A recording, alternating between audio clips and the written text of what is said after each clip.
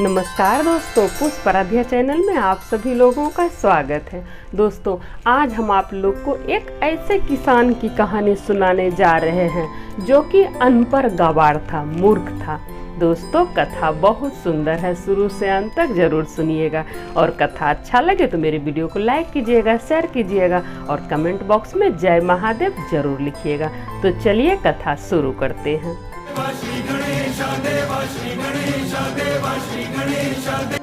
एक किसान था। किसान मूर्ख था, गवार था, उसको बुद्धि जरा सा भी नहीं था। किसान खेती बाड़ी करता था और उसी से उसका आजीविका चलता था। किसान कोई भी पूजा पाठ नहीं करता था क्योंकि उसको ज्यादा ज्ञान बुद्धि नहीं था। कोई भी धर्म कर्म का काम नहीं करता था खुद से, क्योंकि उसको ज्यादा बुद्धि नहीं था, तो वो कभी दिमाग नहीं लगाया इस चीज में। एक दिन किसान अपना खेत से घर जा रहा था शाम को, तो वहीं आसपास में शिव चर्चा हो रहा था। तो शिव चर्चा में कहा जा रहा था कि जो लोग भगवान का नाम लेते हैं, उनका ध्यान करते हैं, उसको मोक्ष प्राप्त होता है। उसके घर में कभी भी दुख दरिद्रता नहीं आता है। तो ये बात उसके दिल में जाके बैठ गया। वो सोचने लगा कि सिर्फ नाम लेने से भगवान का मोक्ष मिलता है, घर से दुख दरिद्रता दूर होता है, तो नाम लेना चाहिए। उसके दिल में ये बात घर कर गया कि भगवान का नाम लेना चाहिए।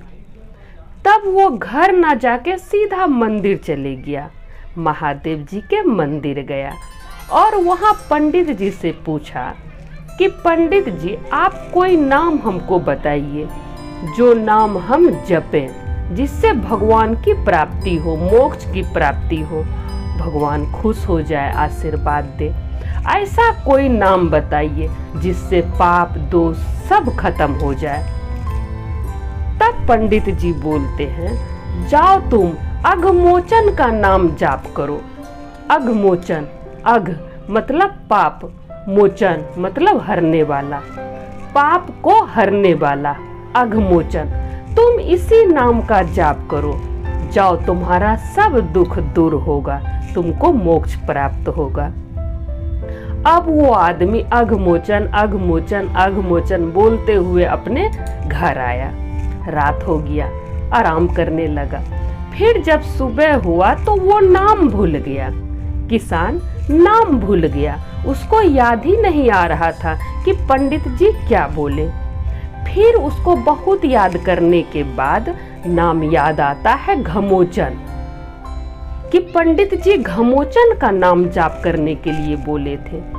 तो वो घमोचन घमोचन करके जाप करने लगा और जाप करते हुए खेत चला गया और खेत में मिट्टी कोरने लगा और भगवान का नाम जाप करने लगा, घमोचन घमोचन घमोचन। उधर महादेव और मैया पार्वती कैलाश पर्वत पर बैठे हुए थे और महादेव जी अचानक से मुस्कुराने लगते हैं।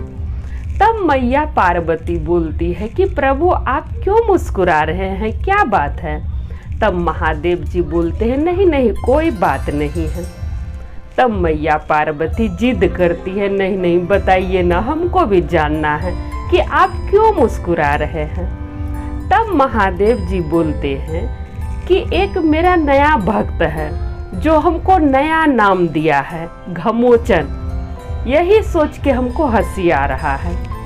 तब मैया पार्वती बोली कि प्रभु, हमको देखना है, उस भक्त को हमको देखना है, सो चलिए देखेंगे। तब महादेव जी और मैया पार्वती पृथ्वी पर आते हैं और क्या देखते हैं कि किसान मिट्टी कोर रहा है और घमोचन घमोचन का नाम का जाप किए जा रहा है। तब महादेव क्या किए, वहीं पर एक गड्ढा था जहाँ पे किसान मिट्टी कोर रहा था, वहीं पास में एक गड्ढा था। तो महादेव जी वो गड्ढा में जाके छुप गए और मैया पार्वती साधारण सी महिला का रूप धारण करके उस किसान के पास चली गई और पूछने लगी कि तुम किसका नाम जाप कर रहा है?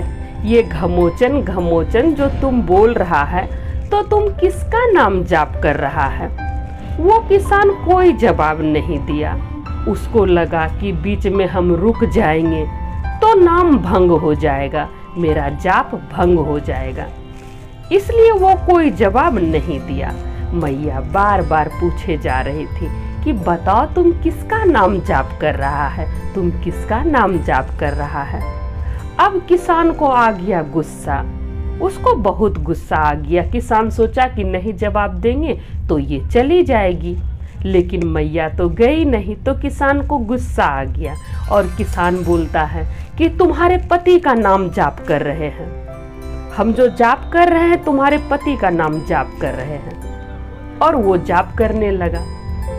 मैया पार्वती को लगा कि लगता है ये हमको पहचान गया, तभी तो बोल रहा है तुम्हारे पति का नाम जाप कर रहे हैं। फिर मैया बोलती है कि तुम मेरा पति को जानता है, बताओ वो कहाँ है, मेरा पति कहाँ है बताओ। फिर किसान को गुस्सा आ जाता है और वो बोलता है कि वो गड्ढा में तुम्हारा पति है, वो गड्ढा में तुम्हारा पति है, गुस्सा से बोलता है। अब मैया पार्वती को लगा सचमुच में ये हम लोग को पहचान गया। तब महादेव जी मुस्कुराते हुए उस गड्ढा से निकलते हैं और माता पार्वती महादेव जी अपना वास्तविक रूप में आते हैं। अब किसान जैसे देखता है मैया पार्वती और महादेव को वास्तविक रूप में, तो उसके खुशी का ठिकाना नहीं रहता है और आंख से आंसू छलक जाता है कि प्रभु हमको क्षमा कर दीजिए, प्रभु हमको माफ कर दीजिए, हम मैया को पहचान नहीं सके, प्रभु हम मूर्ख हैं, अनपढ़ हैं, गवार हैं, मैया को पहचान नहीं सके, प्रभु हमको माफ कर दीजिए। तब महादेव जी मुस्कुरा के बोलते हैं कि तुमने तो मेरा नया नाम का जाप किया है, जो कोई जानता भी नहीं है घमोचन, तुमने तो हमको नया नाम दिया, तो हम तुमसे कैसे गुस्सा होंगे। तब महादेव जी उसको सदा खुश रहने का आशीर्वाद देते हैं और वहाँ से अंतर ध्यान हो जाते हैं।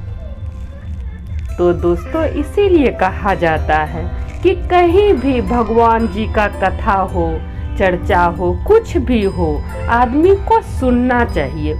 कथा सुनने से बहुत ज्ञान प्राप्त होता है, उसमें बहुत ऐसा बात होता है जो आदमी का जीवन बदल देता है, इसलिए कथा सुनना चाहिए। तो दोस्तों आशा करते हैं कथा अच्छा लगा होगा, तो सब बोलिए जय महादेव।